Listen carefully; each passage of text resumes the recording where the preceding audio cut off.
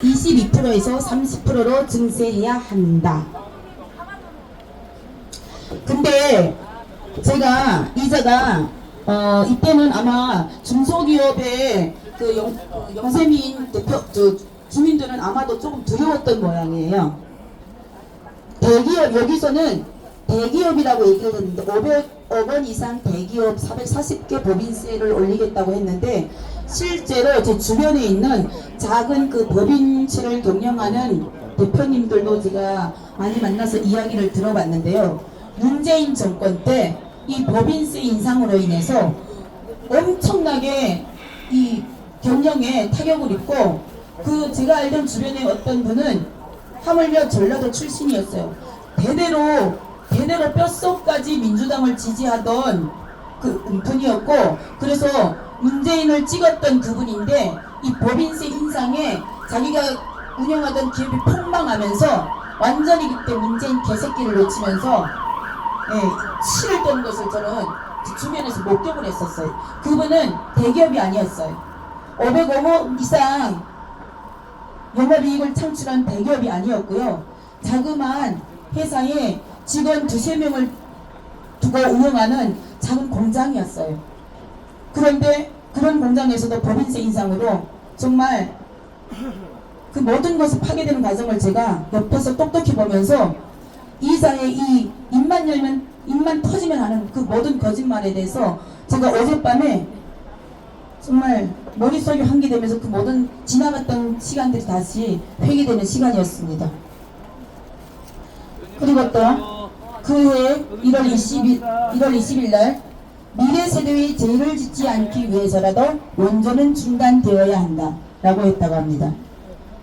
원전 문재양 때 엉망으로 만들었던 이 원전, 지금 그 원전으로 인해서 우리나라에 어떤 어마어마한 수익과 앞으로 미국과의 협력 체계에서 어떠한 경제적인 이익이 창출되고 있을지 아시는 국민들은 다 아실 겁니다.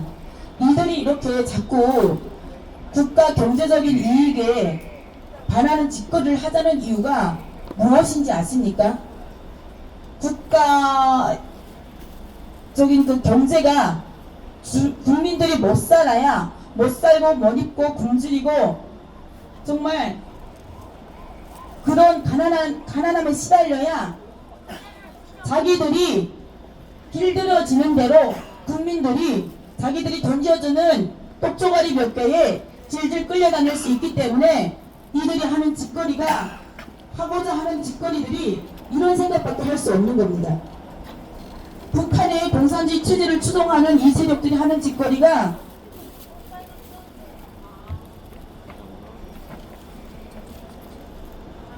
어쩌면 이들에게 도대체 국민이란 어떤 의미인지, 국가란 어떤 의미인지 다시 묻지 않을 수가 없습니다. 2023년 11월 17일 날 민주당은 고금리, 고에너지 가격으로 특별한 이익을 거둔 금융권과 정유사 등에 대해 횡재세를 부과하는 입법을 추진하고 있습니다 라고 했어요. 제가 지어낸 말이 아니고요. 자, 이재명 국민 여러분들, 지금도 이재명을 지지하고 있는 더불어민주당의 지지자분들 들으십시오. 제가 지어낸 말이 아니고 당신들의 아버지 이재명이 자기 입으로 직접 한 얘기입니다. 고금리 고에너지 가격으로 특별한 이익을 거둔 금융권과 정유사 등에 대해서 횡재세를 부과하는 입법을 추진하고 있답니다. 그러면 이런 식으로 하게 되면 이재명처럼 대장동 사건을 통해서 벌어들인 그 횡재에 대해서 그럼 이자에게는 얼마만큼의 부가세를 부과해야 되는 걸까요, 도대체?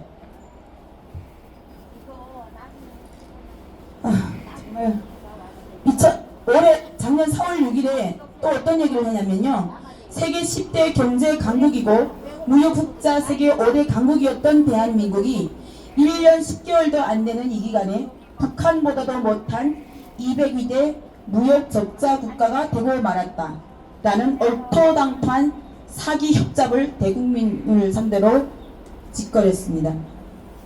문재양이 말아먹었던 국가의 경제, 천조, 국가의 부채를 천조로 말아먹었던 문재양 때 그 경제 위기를 윤석열 대통령님 취임하신 이후 작년에 대한민국 역사상 최고로 무역 흑자 최고치를 달성했는데 생뚱같이 무역 흑자를 적자 국가로 어떻게 이런 거짓말을 할 수 있습니까?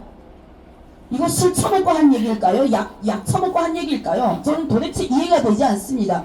어떻게 일반적인 상식으로 이런 거짓말을 할 수 있나요? 도대체.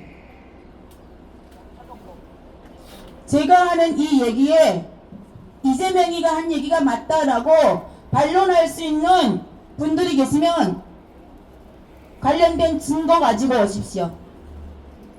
맞짱 토론합시다. 그리고 2016년 1월 6일 성남시장 때죠. 현재는 99대 1의 사회다. 극소수는 너무 많이 가졌고 나머지는 너무 못 가졌다. 이 1% 부분을 가려내는데 전산 작업이나 인력 투입 등으로 인해 예산이 오히려 더 들어간다. 아니 많이 가진 1%를 왜 가려냅니까? 많이 가진 1%를 가려내서 뭐하는데 여기에 인력을 투입하고 전산을 투입합니까? 이해되시나요? 1% 가려내서 뭐하게요? 자기가 뺏어가고 싶은데 누가 1%를 가진 그 건에 드는지를 알 수 없어서 그러는 걸까요? 저 도대체 이해가 되지 않습니다. 그리고 17년 1월 23일 저는 이 이야기 정말 진짜 너무 황당했어요. 국가 예산 400조의 77%인 28조 원으로 29세 이하와 65세 이상 국민, 농어민과 장애인 2,800만 명에게 기본소득 100만 원을 지급할 계획입니다. 95% 국민이 혜택을 보는 국토 보유세를 만들어 전 국민에게 30만 원씩 토지 배당금을